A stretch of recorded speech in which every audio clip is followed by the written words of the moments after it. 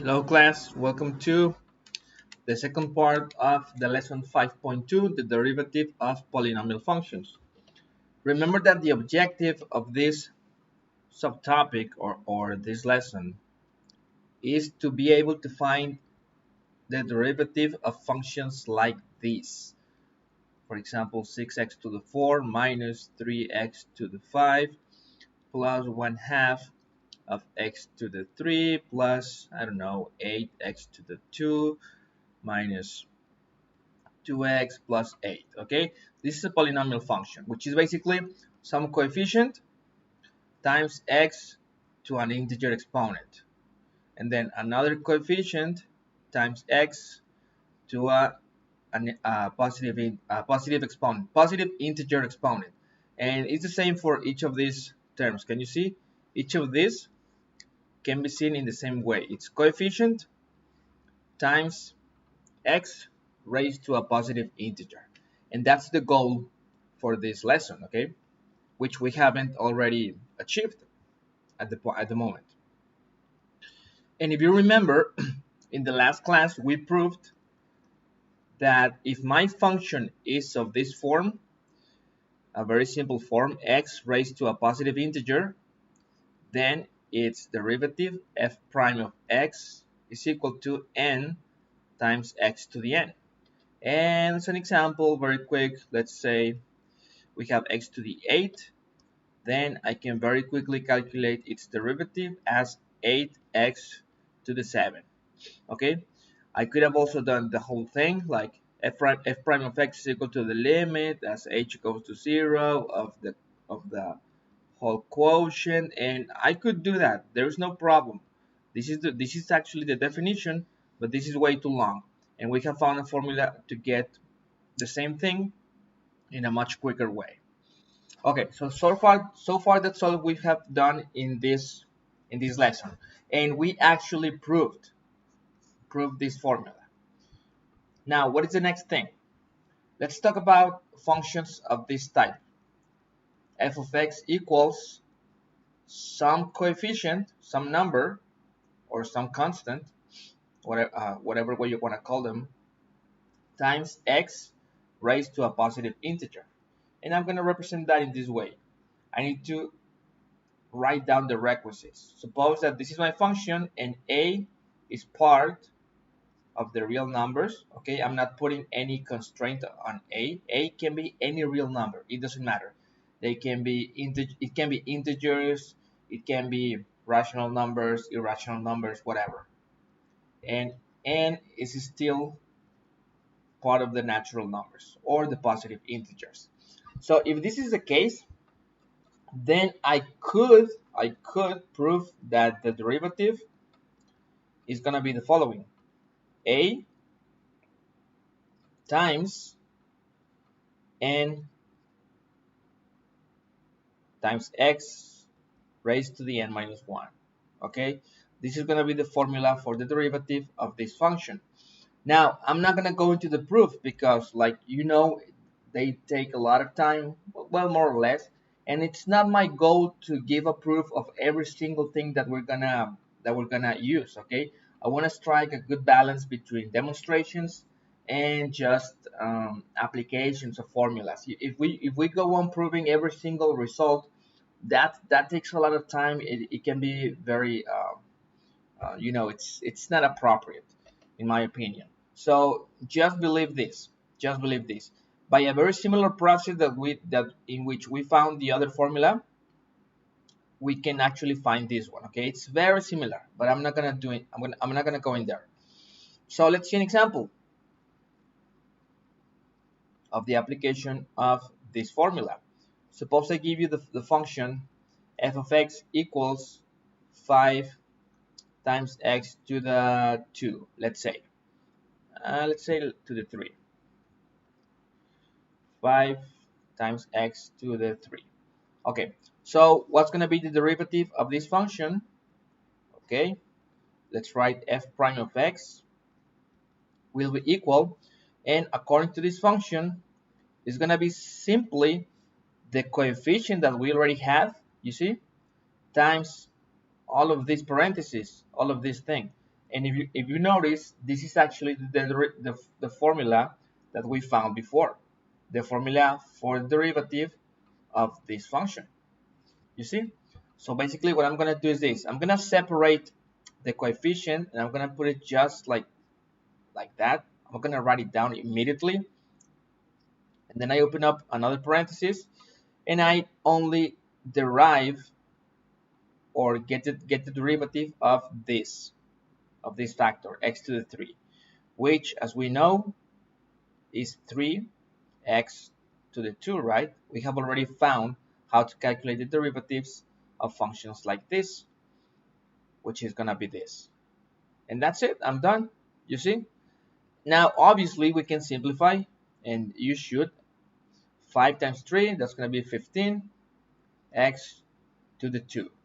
So this is the derivative. We can say that f prime of x is 15x to the square. And I'm done. Let's see another example. Let's suppose we have g of x. It's not always f, okay? You can use any other letter. G of x equals minus 3x to the 7. Okay, this function also has this shape. You see, it's some coefficient or some constant times x raised to a positive integer. So we can apply this formula. Then g prime of x will be my constant, which is minus 3. I isolate it. I write it down right away. And now I'm just going to have to write the derivative of this factor, x to the 7, which is going to be clearly 7 times x to the 6. And I'm done. And now all that remains to be done is simplify a little bit. Minus 3 times 7, that's minus 21, x to the 6. And I'm completely done. You see, it's very easy. All right, now for the final thing, which is what we wanted to do in the first place. How do I calculate the derivative of a function like for example this? Let's write 5x to the 4 minus 3x to the 3 plus 8x to the 2 minus, let's say, 9x plus 2. I'm just inventing numbers, okay? Inventing a function. So this is a polynomial function of 5 terms, okay? And how do we get the derivative of such a complex function? All right, the derivative of such a thing, and again, one more time, I'm gonna tell you something that I'm not demonstrating, properly speaking. Just believe me. I'm gonna demonstrate this one to you a little later, okay? Why this is actually true. But I'm gonna give you the result right away. So the derivative of a function like this, that consists of many terms, one after the other. You see, this is one term, this is another term, another term, another term, another term. So it's basically the addition or the subtraction of terms altogether. Then, if you want to calculate the derivative of a function like this, all you have to do is get the independent derivatives of each of these individual terms. Get all of them, okay? Get all of them independently. In the moment, I'm going to say that we don't know what this is. We don't know what the derivative of f is yet. And I'm telling you, just get the derivative of each of these terms, which I'm going to do next. So for this term, what's going to be the derivative? The derivative is going to be 5 that multiplies 4 times x to the 3, which is in the end 20x to the 3. You see, I'm done with the derivative of this first term.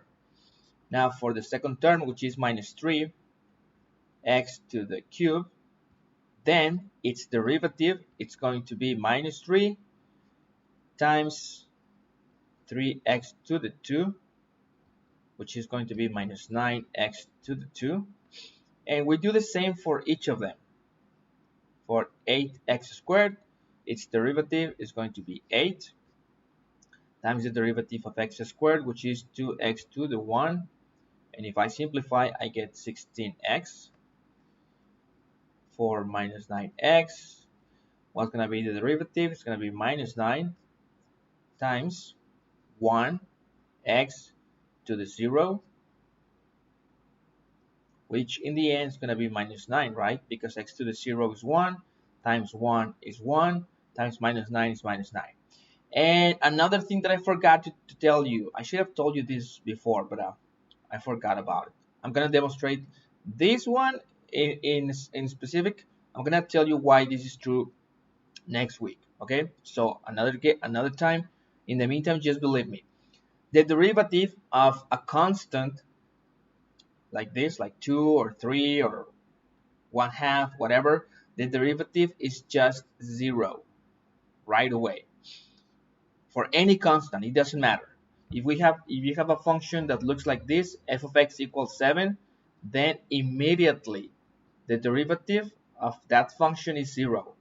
If you have a function that is 1/2, then immediately the derivative of such function is 0. For any constant, it doesn't matter which. Okay, so basically what we've done is finding each of the derivatives of all of these 5 terms independently, you see? And all I need to do in order to write the whole derivative of my function f is, as you may be guessing, the putting together or the addition of all of these independent derivatives. So let's start. 20x to the 3 minus 9x to the 2, which is this one, and then plus 16x, and then minus 9, and then plus 0. And if you want, well, we could dispense with this, right? It's not important. So this is my result. Oops. This is my derivative for this function. You see? So it's basically, we're not we don't need any new result. We already know how to get derivative of each of these independent terms, and all you have to do is get them and put them together like that, and that's it. It's just it's very easy. So that's it, guys. I think one example is enough. This is extremely simple. At this point, calculus is very simple, and it's gonna get more complex, of course. And now I want you to go work in the workbook with the exercises about these types of derivatives. So thank you, guys.